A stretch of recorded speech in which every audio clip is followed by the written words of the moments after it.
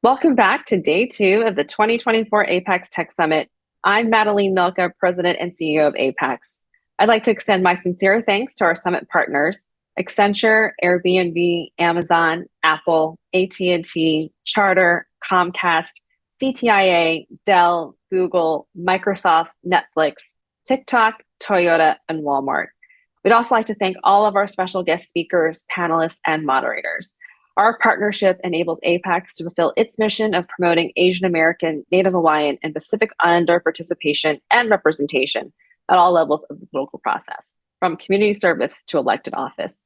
For those of you just tuning in today, the APAICS Tech Summit brings together nonprofit and corporate leaders, subject matter experts, and elected officials to engage in bipartisan policy discussions about the complexities and diverse challenges and opportunities across the evolving tech landscape and the impact that these changes have on the ANHPI community.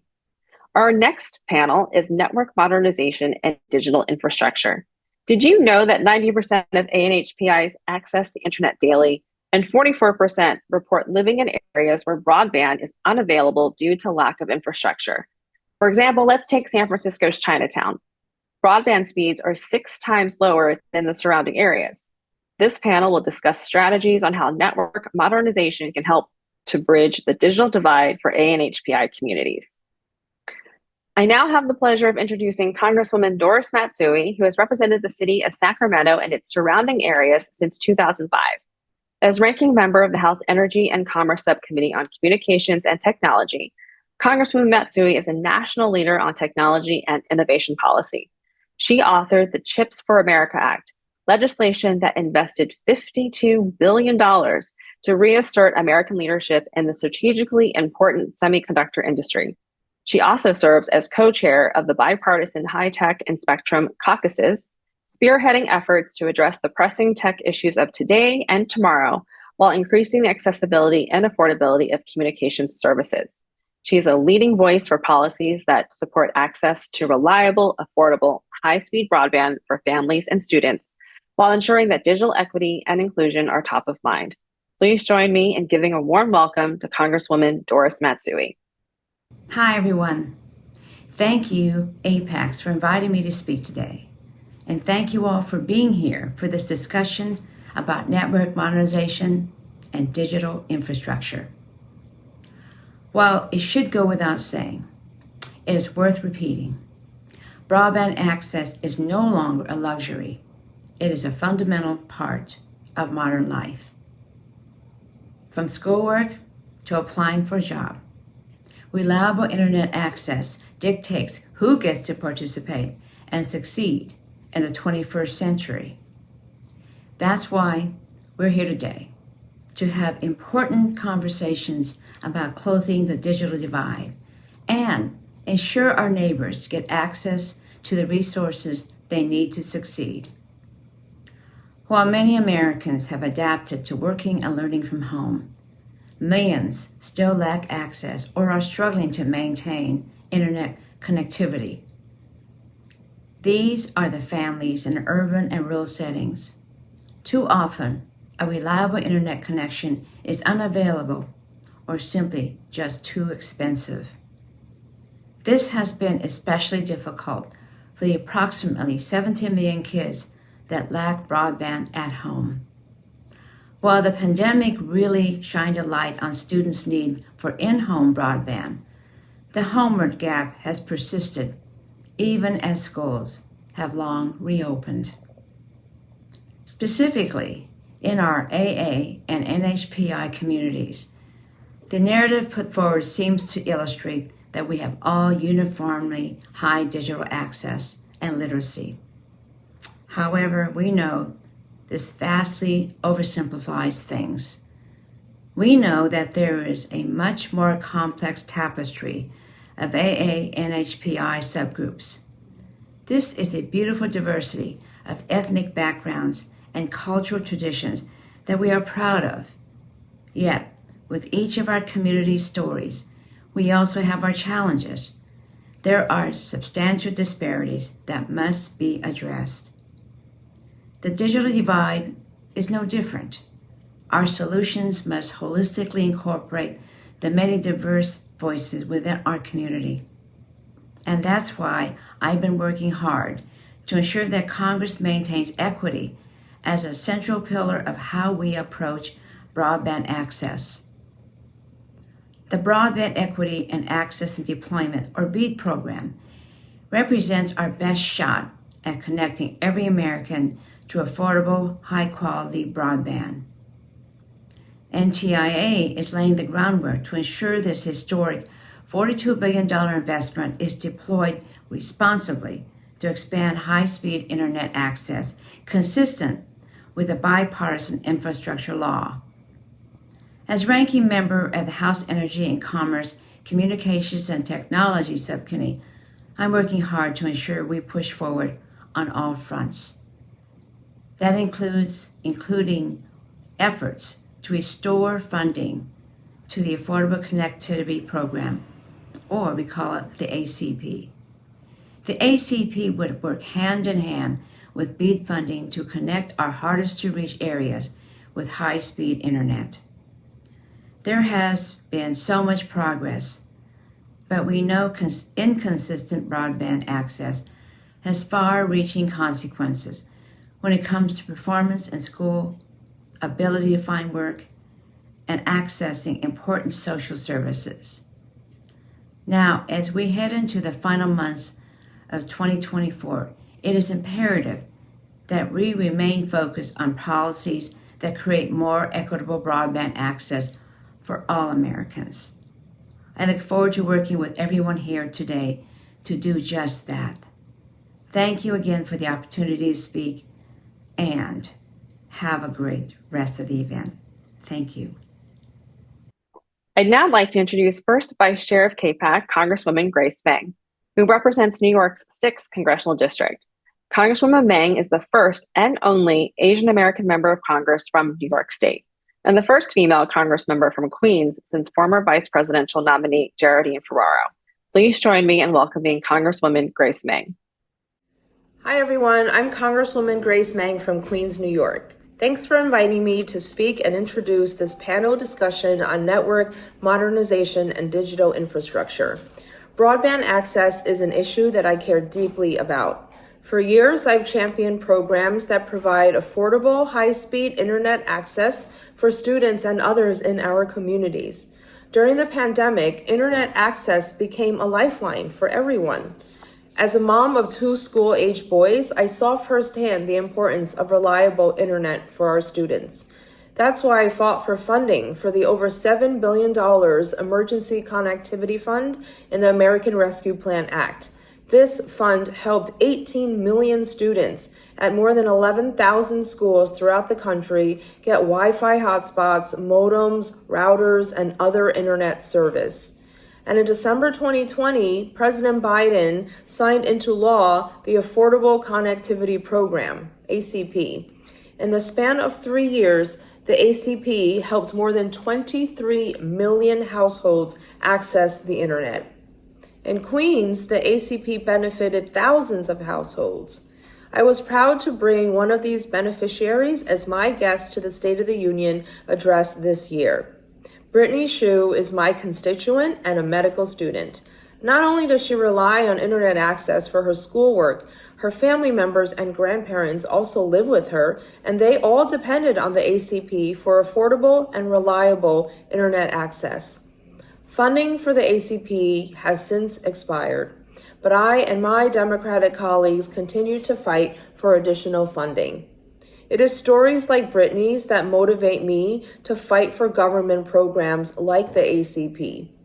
And as a representative of a highly diverse Asian American constituency, I always work to include the unique experiences and needs of our AA and HPI community in policies to close the digital divide and build infrastructure. I look forward to listening to hearing from our panelists about these important issues. Thank you. Our moderator for this session is Pooja Salhotra. Pooja is a general assignment reporter for the Texas Tribune, covering breaking news as well as state policy. She joined the Tribune in 2022 as its first ever East Texas reporter based in Lufkin, where she covered a vast region that borders 3 states and stretches north to Texarkana and south to Beaumont. During her 2 years at the Tribune, she has covered rural infrastructure issues, healthcare access, criminal justice policy, and natural disasters. Pooja was born and raised in the Houston area and graduated from Yale University. She also holds a master's in fine arts from NYU's journalism school. Join me in welcoming Pooja and our next group of panelists. Hi, thank you so much, Madeline, for that great introduction. I am happy to be here today to discuss a very important subject, which is broadband access and connectivity, and how that impacts our Native Hawaiian, Asian American, and Pacific Islander communities. We're at this very unprecedented time right now where the federal government is investing billions of dollars into broadband. So I'm here with some fabulous panelists to discuss how that's going to impact our communities. I'm joined here by Parul Desai, the Chief of Staff for NTIA, New York Assemblymember Grace Lee, President and CEO of the National Asian Pacific Center on Aging, Clayton Fong, Minnesota Representative Liz Lee, and Lily Ho of the Delta Chinatown Initiative. And I'd like for them to each to start us off just by telling us a little bit about your background, your organization, and the work that you have done on this subject of broadband. So Clayton, why don't we start with you? Thank you. My name is Clayton Fong with the National Asian Pacific Center on Aging. We've been around over 40 years. We serve Asian American, Native Hawaiian, Pacific Islander elders all around the country. We work on a lot of programs, mostly, but at the core, what we tend to focus on is the language barrier. And I think the language barrier is very relevant when it comes to the digital barrier as well. While certainly affordability and access is a key issue, for our elders, a big piece of the puzzle is the digital skills themselves. So for many years, that was a big challenge for our folks. And 2 years ago, we started a test, a pilot really, that where we are doing classes in Mandarin and now in Vietnamese, and we hope to soon expand to Korean and other languages, where it's kind of like bilingual education. We are teaching digital skills, the basic digital skills, to elders in those languages. And what we have found is folks that have been wanting to learn digital access for decades, suddenly it's unlocked. And it is one of the most fulfilling things we do, to see them kind of open up the world and see them be able to access the internet. Do simple things like, oh, I was able to load my Orca card online. And those kinds of little things has really been very fulfilling and very life-changing for the elders themselves. So we're happy to speak about it a little more, but for sure the access issue is key, and affordability is key because we serve a lot of low-income elders. But I think the digital skills are also tremendously important. Awesome. Thank you so much. I'm excited to dig into that more. Representative Liz Lee, can you jump in next? Sure. Thank you. Hey, everyone. This is Representative Liz Lee from Minnesota. We are home to large companies like 3M and also Cargill, who we think is also a tech company, right? As our economy is changing, the jobs of today and the future are already relying more and more on tech. And so one of the initiatives that I have been working on here at the state level is ensuring that all of our students across Minnesota have a foundational computer science education, right? To get them ready to become the adults, in our community that we, hope they will become. And also looking at this as a workforce issue, right? We have these amazing community partners or businesses who want to hire Minnesota graduates and who want to make sure that, we have a thriving community here, but our students need to learn these skills to prepare them for jobs of the 21st century. And so that's something that I'm working on here, which I know a lot of other states are also working on, because we need just more skilled workers who know how to code, to even build the infrastructure, and just appreciate being here. Awesome. Thank you. Let's go to Lily. Hi, thank you for having me. My name is Lily Ho. I am the founder of Delta Chinatown Initiative. Delta Chinatown Initiative was born during the pandemic. It was created with the mission of ensuring that residents, businesses, and visitors to San Francisco's Chinatown are safe and thriving. We started as just actually a group of community organizers who wanted to help Chinatown however we could during the pandemic. And with the rise of anti-Asian hate in early 2021, we formalized into a 501c3 so that we could raise money to install security cameras throughout Chinatown. And in my search for locations to put up security cameras, a security camera network, I found the dearth of lack of internet, broadband high-speed internet in the community. There was some internet connectivity, but it was never fast enough for example, a small business to run both a POS system and a security camera at the same time. We went on a search to kind of understand how bad the situation was. And throughout 2022 and 2023, we surveyed over 100 locations inside Chinatown and found that the average megabits per second speed going down was 19, and going up, the speed megabits per second was at 6. This is the average of over 100 locations. To give a kind of like a visual of what Chinatown in San Francisco looks like, there are 17,000 residents in a 20 square block radius. It is the most dense community outside of Manhattan, most population dense community. And it's also highly low income. It's filled with a lot of seniors. It's also filled with hundreds of businesses that are unable to survive or thrive in the 21st century. They remain brick and mortar shops. Many of them remain cash only. These shops are unable to, for example, have an online marketplace as well. And the restaurants struggle with the restaurants struggle with receiving credit card payments if they don't have a proper app that has internet speed, and they can't run their restaurant businesses on DoorDash and Uber, which is becoming highly necessary in San Francisco with our changing population demographics ordering food online. So with that, I mean, I think we'll talk a little bit more about later, but I'm currently running a pilot program with Google Fiber to bring high-speed internet into Chinatown through the rooftop, so that groundwork doesn't need to be broken in, concrete doesn't need to be broken into the ground. Our original ISP providers in the city just never built the infrastructure in Chinatown. We are right next to the financial district. It's right across the street. Chinatown has been completely redlined out of broadband internet. Thank you. Thank you. Thank you, Lily. And Parul? Sure. Hi, everyone. My name is Parul Desai, and I'm with the NTIA, so that's the National Telecommunications and Information Administration. Very long name, but essentially our mission is to serve as the President's principal advisor on telecommunications and information issues. But most relevant to this panel is that we have been tasked with nearly $50 billion of grant programs to bring affordable infrastructure and digital skills to everyone in America. Our goal is to serve all the unserved locations within the U.S. and the territories. And so it's an exciting time to be here at NTIA.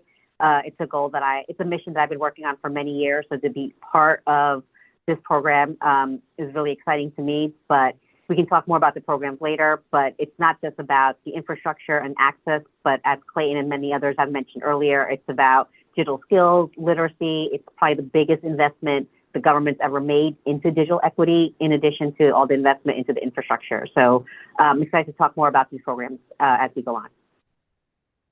Perfect. And last but not least, Assemblymember Grace Lee. Hi, everyone. I'm Assemblymember Grace Lee, representing Lower Manhattan in New York City, which includes the neighborhoods of the Financial District, Chinatown, and the Lower East Side. I'm also proud to be the co-chair of the Asian Pacific American Task Force in the New York Assembly, helping to lead legislative priorities for the Asian community amongst our incredible group of Asian legislators representing the Asian community in New York State. When it comes to digital equity, I think a lot has been said already by the wonderful panelists here. We need to be talking about network and broadband access, but also about digital literacy and about even access to the technology, to actual computers and iPads and other things for our communities. The Asian community has the highest poverty rates in New York, which is unknown to many people. The highest, poverty rates of any ethnic group in New York City, and I'm sure that is, relevant to other cities and states across the country. They lack services that are culturally competent and language accessible to the communities. So one of the things that we do every day is fight to make sure that funding that comes from the federal government, that comes from the state government, reaches our Asian communities in ways that is accessible to them. Thank you. Awesome. Thank you. And I feel like that's a great transition to going back to Parul. If you can kind of outline some of these grant programs and what can communities do to try to set themselves up for success in getting that money? Sure. I know when we talked last week, we talked a little bit about how COVID highlighted the fact that there's so many communities are disconnected. Everything moved online, telework, education, health. And so it really put a spotlight, COVID really put a spotlight on the fact that there were so many people who didn't have access or who couldn't even afford internet service. And so Congress created a number of programs to help close the digital divide.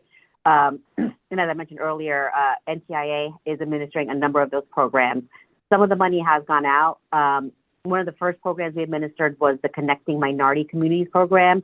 And that was a $270 million pilot program where we invested in minority serving colleges throughout the U.S. When it comes to OPI communities, we put out nearly $30 million to 12 institutions around the country. As I mentioned earlier, this money has already gone out, and we're already seeing the impact that these schools are making in their communities. They're doing digital literacy education, they're giving out devices, and these are small grants that we gave out early on during COVID, and they are now paying huge dividends in the communities around them. Another important program that we've administered is the Middle Mile Grant Program. Congress allocated $1 billion towards this.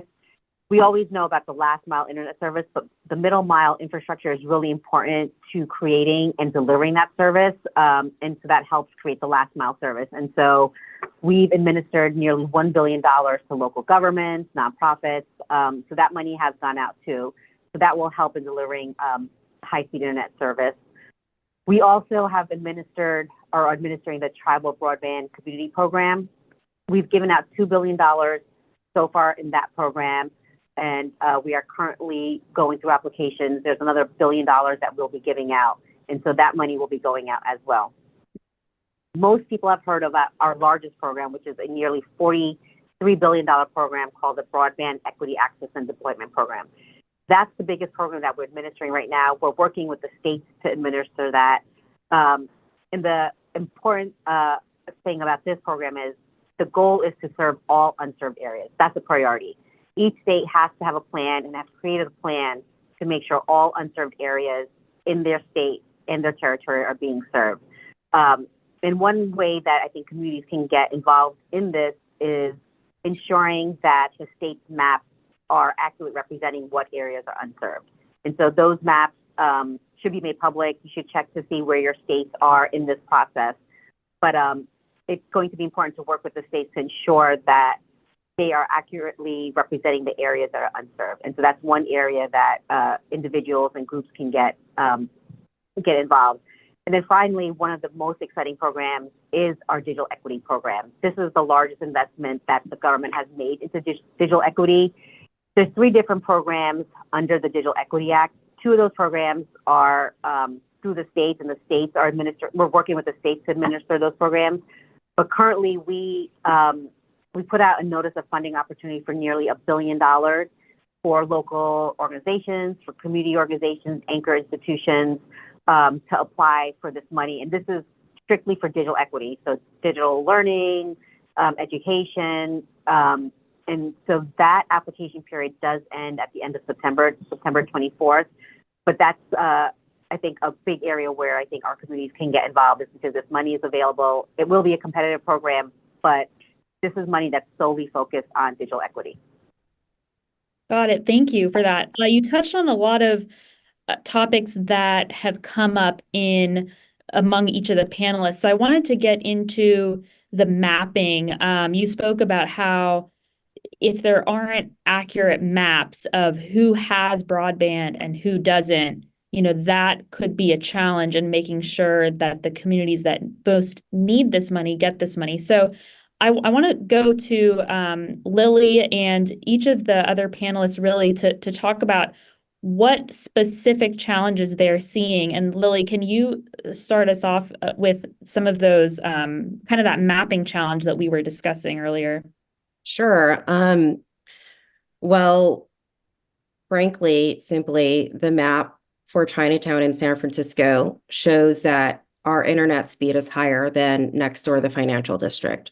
It's just flatly wrong. Like, I don't know how else to say it.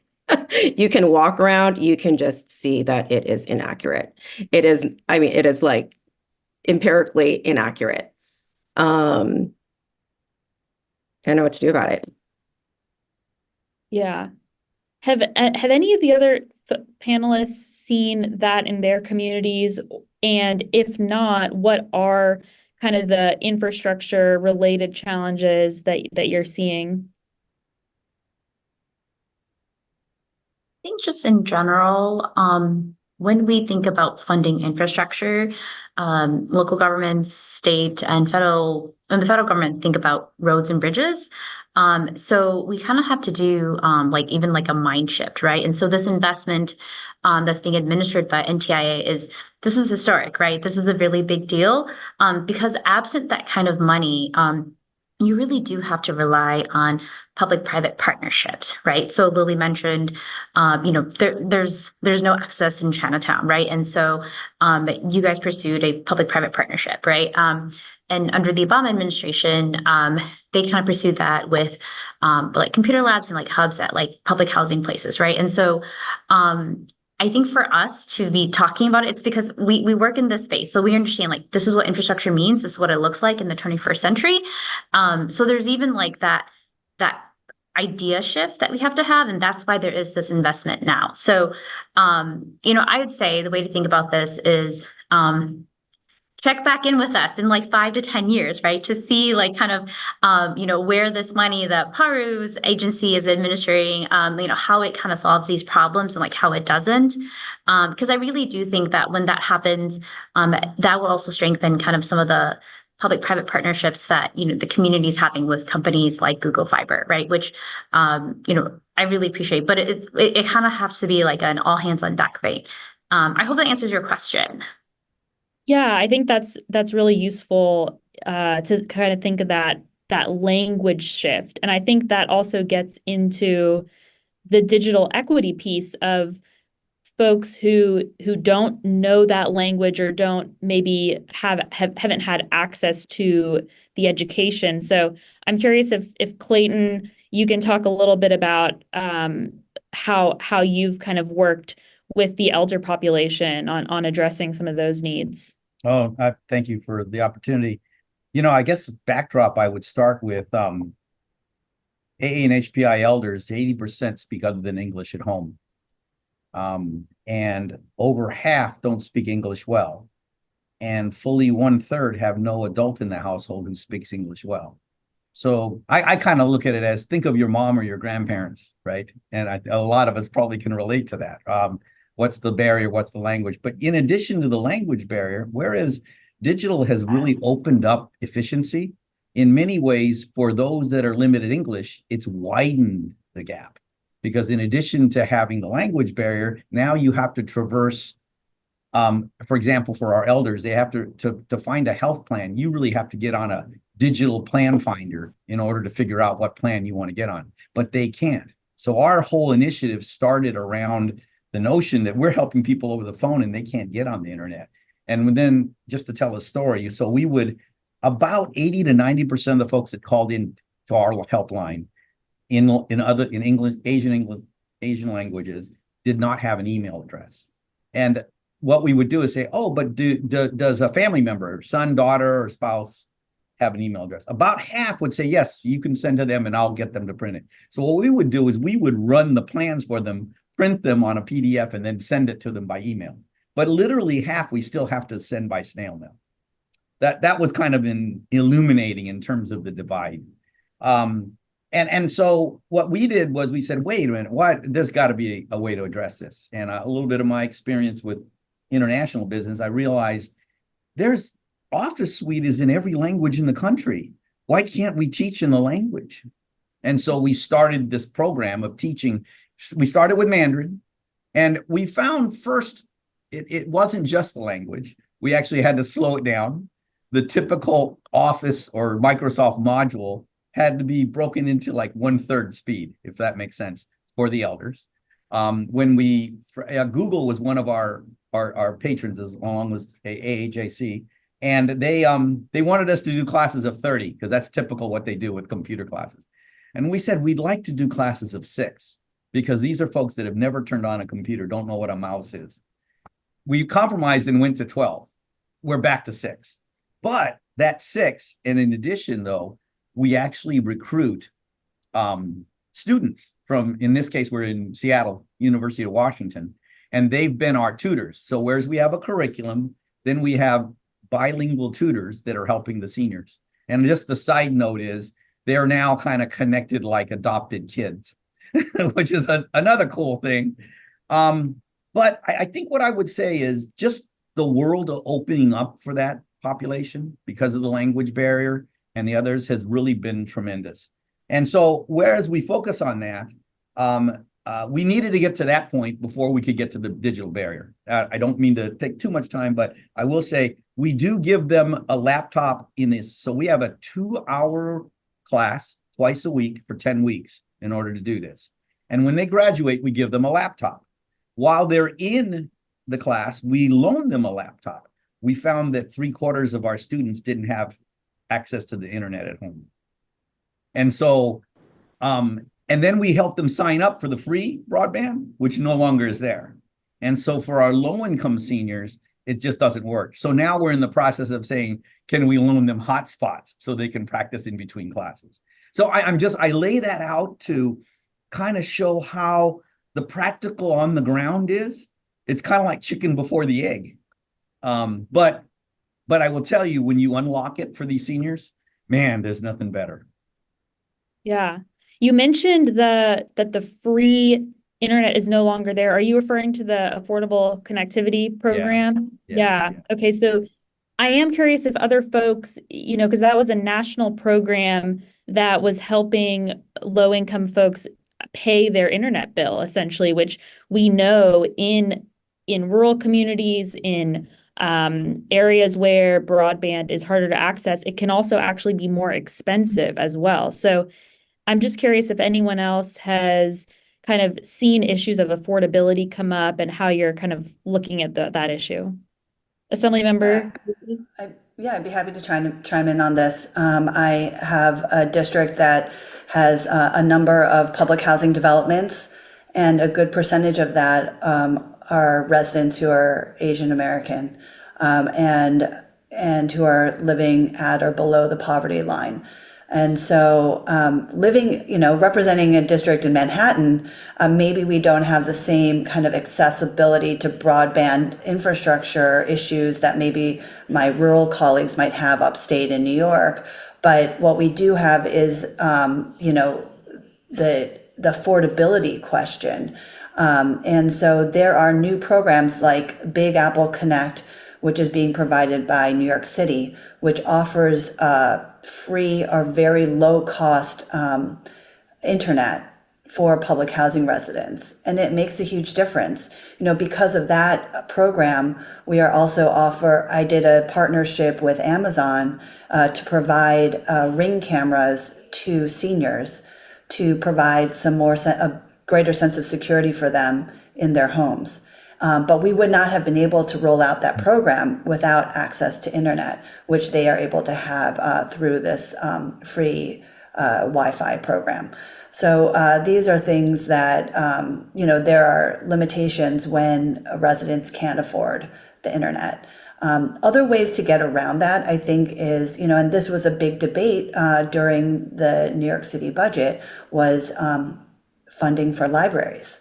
Libraries are a fantastic place for seniors and low-income residents to be able to go and get classes to learn more about using the internet and computers, and just simple access to computers and to the internet. So thinking not only about how they're accessing the internet in their homes, but also alternative locations is really important.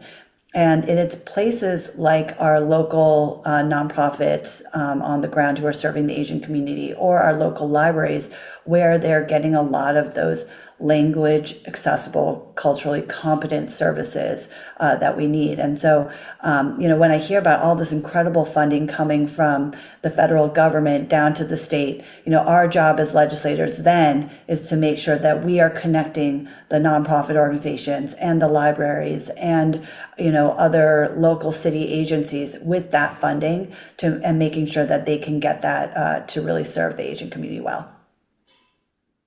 Yeah, that makes a lot of sense. And I know Representative Lee, did you want to chime in on how this is playing out in Minnesota? Yeah, happy to. I want to say two things because Assemblymember Lee also brought up something that I wanted to also mention, because I think something else in just like thinking about this issue that we also need to tackle is just the fact that, right, like Asians aren't all successful, right? And this is why, advocates are always pushing for disaggregated data. My district has always been a minority majority district. We have many languages. And, similar to the challenges that Clayton was talking about, during the pandemic, we learned we need to loan out hotspots to families and loan out iPads so that kids could do their homework, right? And so now with like this investment, I think our question is, I know Minnesota is getting, I think, around like $12 million for this like data equity or this equity program. How do we make sure that our folks in rural Minnesota are connected? Because we have lawmakers who like don't have internet access that's strong enough to help them like zoom into the cities, right? But also making sure that kids in the Twin Cities are able to do their homework. Because during COVID, we had to tell people, come to the library, use the hotspot there, and do homework in the car. And so for me, it's interesting to see kind of the issue, from the senior perspective, and also from like all the littles, right? Like all the kiddos like still like starting out. So wanted to chime in on that piece. But the other thing I think that we have to be careful about too is anecdotally, like I heard from some families that when you are an average consumer, you can pay more to increase the speed of your internet.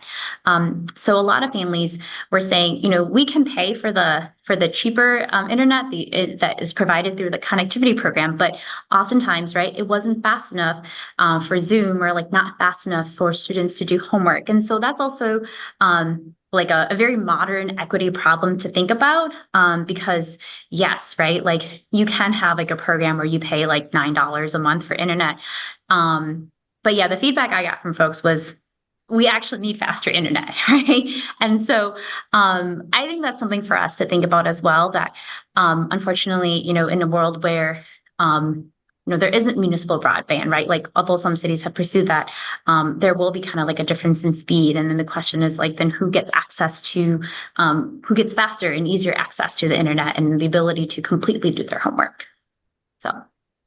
Yeah, I think that's a good point, especially as just technology evolves. Sometimes the policy, like the federal definition of broadband might be one thing, and then the actual speeds that that people start to consider necessary to do their jobs might change.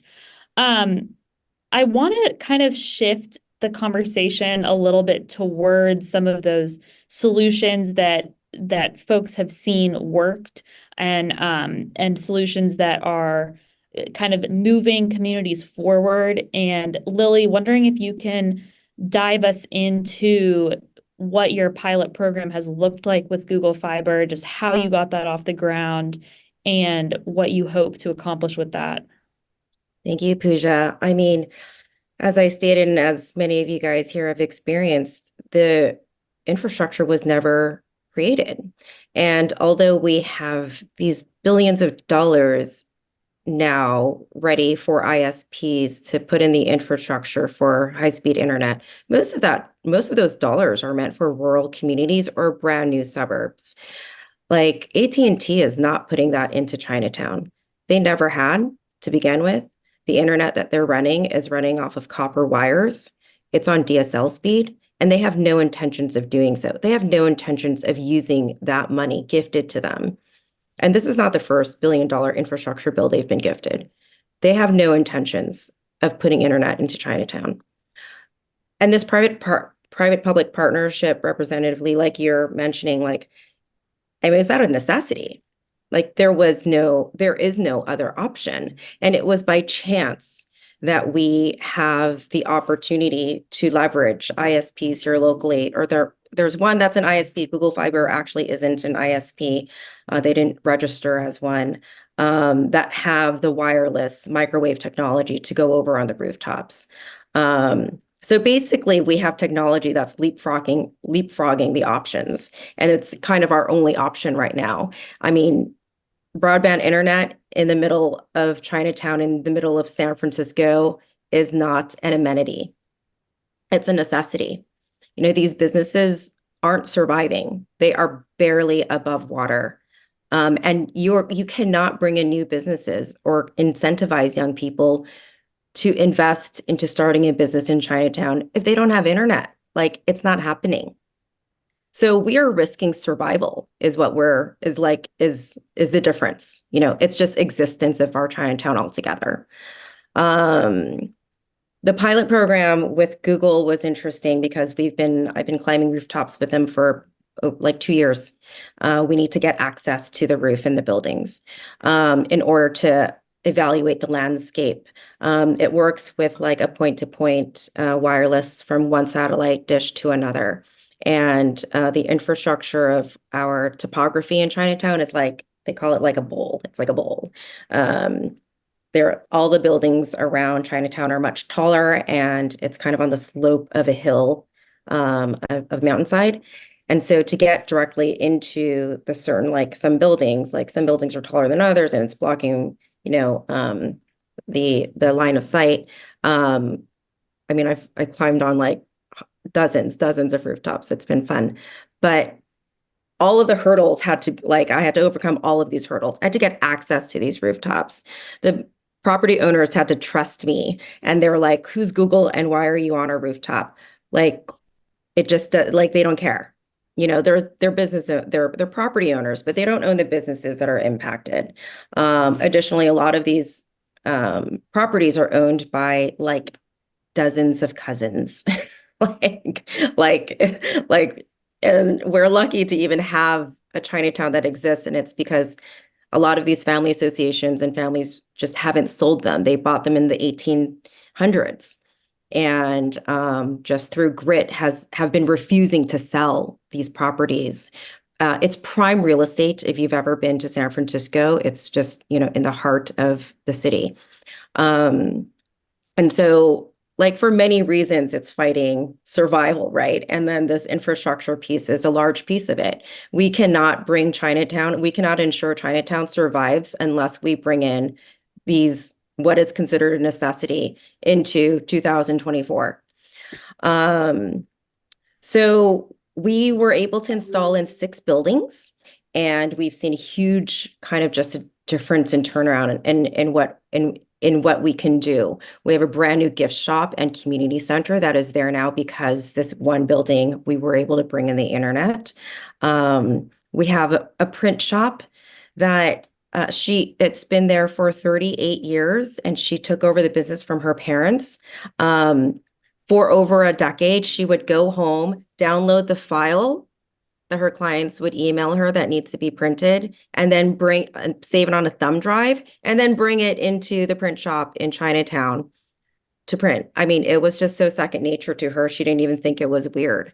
And and now she can download. Now she doesn't have to save it on a thumb drive at home anymore. She can just download it from her actual business in Chinatown. I have story after story, and this is just from the 6 buildings that we were able to implement in.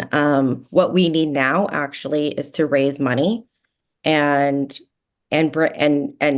actually expand. The locations that we chose were strategic. It was strategic because they had to be at a topography where we were connected to their other high towers, and then also be able to go inwards into Chinatown. So we were lucky that we got that basic infrastructure in place. What we need now is money, and that would pay for the wiring, the electrical wiring to bring electricity up to the rooftop to get these satellites powered up, and then bringing in the wiring into each floor of the buildings as well. And, you know, I would love to know if I would be able to apply for one of these equity grants, and if I would even qualify for one of these equity grants for what we're doing, because from what I'm hearing, Parul, like the NTIA, it says you guys are putting $1 billion into digital equity, but it's for learning and education. I mean, I'm not doing learning and education programs. I'm just putting in the infrastructure because the ISPs refuse to. I mean, I would actually love, like, if we can do a follow-up, personally, privately, offline, if you guys know of any resources through these infrastructure programs that I would be applicable for to help support my initiative. Otherwise, like I'm just going to search for private dollars and private philanthropists to do this. I shouldn't have to. But happy to do follow-up on the digital equity side. I would also just encourage, every state is different, and so I don't know where California is on this, but they will have their state plan on ensuring that all unserved areas are being served. You can challenge if it shows that Chinatown is being served and it's not, you can challenge that. So I would just encourage getting involved in the state challenge process as well. All the states are having a state challenge process to ensure that they are actually representing whether or not areas are being served or unserved. And as I mentioned earlier, the goal is to get dollars out to all the unserved areas. And so I would just encourage that once California opens up their state challenge process, that you make sure that your area is accurately represented as whether or not unserved or unserved, because the dollars should be going to areas that are unserved. Thank We're you. also happy to follow up after this. Okay. Lily, we're kind of part of a local coalition here that's been working with the city and the state, and they have targeted buildings. For us, a lot of them are elder buildings, and it's been kind of chicken and egg. They say, oh, well, we're not having many people ask. It's, well, if you don't have the service, they're not going to ask for the service. But then on the other hand, we also have people that lack the skills. What we've been finding is that by doing it, if you build it either way, they will come. I hate to say that as a cliche, but I think you got to build the access, and then but you also have to build the skills. You have to do both. And we'd work with you because, as you said, Chinatown is hugely elder, and we have a lot of clients that we serve in that community. And so we would definitely be happy to link arms if that would do any help to getting things done over there. Thank you. Would love that. I'd just like to say that, as I was saying, talking about local Asian organizations that are doing the work on the ground, who are close to the community, Lily is a great example of that.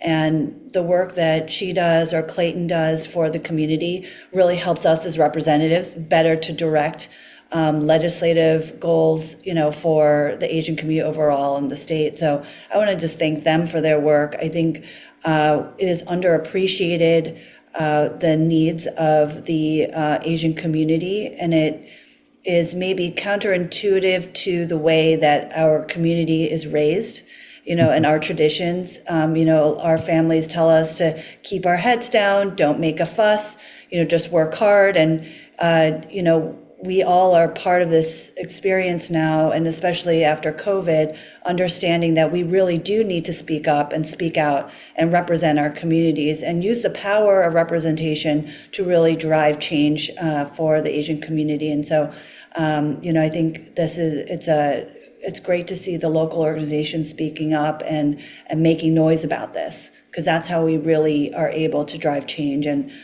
Rep. Lee and I can, do that work, at the seats of power, making sure that people are listening to us. And I appreciate you being representation for us. Thank you. We didn't plan the Lee sister thing, but yes, very excited. There must be a thing. Yeah. Well, I say I'm old enough to remember when we had the needs, but we didn't have the representatives like you guys. And so, so I think we do need to identify those for them. And in San Francisco, there's no shortage of Asian elected officials. I think we need to not as many as there should be proportionately, but there are at the state and local levels. But we'll need to kind of do a little more raising awareness of the dearth and hope that we can get that addressed. Assemblymember Lee, did you want to pipe in? I saw you had unmuted for a second. No. Okay. Representative Lee, I did want to see if you wanted to share a little bit about I know you had talked about a computer science education initiative that you were going to push at the policy level. If you wanted to just share kind of what that was, I think that would kind of hit on one of the solutions that we've been discussing. Yeah, absolutely. Thanks, Pooja. I think, when I talk about a foundational computer science education, at the very core of that is also an equity issue. We have coding camps and, a lot of after school things that, some kids get because their parents are able to pay for it, or they know how to apply for scholarships, right, to give them these resources to get them ahead in college or whatever job they want right after they graduate. But I think at the core there, there are a lot of Asian content creators, Asian, influencers, but also I think we want to make sure folks know, like, we can be creators, right? Folks have created various social platforms, right, off coding, and there are lots of app makers.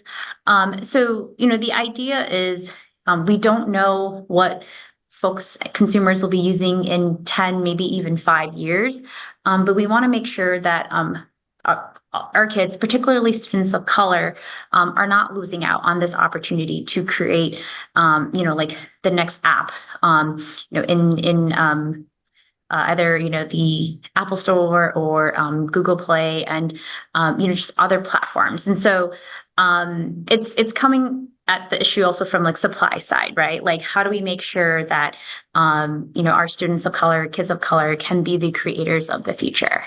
While also thinking about like making sure that we can use the internet on the demand side. Awesome. Thank you. Yeah, I think that education piece is so critical and something that each of you really hit on. Is there any kind of last words that anyone wanted to share before we wrap up? Anything else you think that you didn't get a chance to highlight? Amazing to see a group of panelists at every level of government and in the community working together, Asian American leaders who can really advocate and fight for the community and what it needs. And this is what it's going to take: cooperation at all levels to make sure that our communities have the resources that they need to continue to bridge the divide. Awesome. Thank you. Thank you so much to each of our panelists, and thank you to our listeners for tuning in.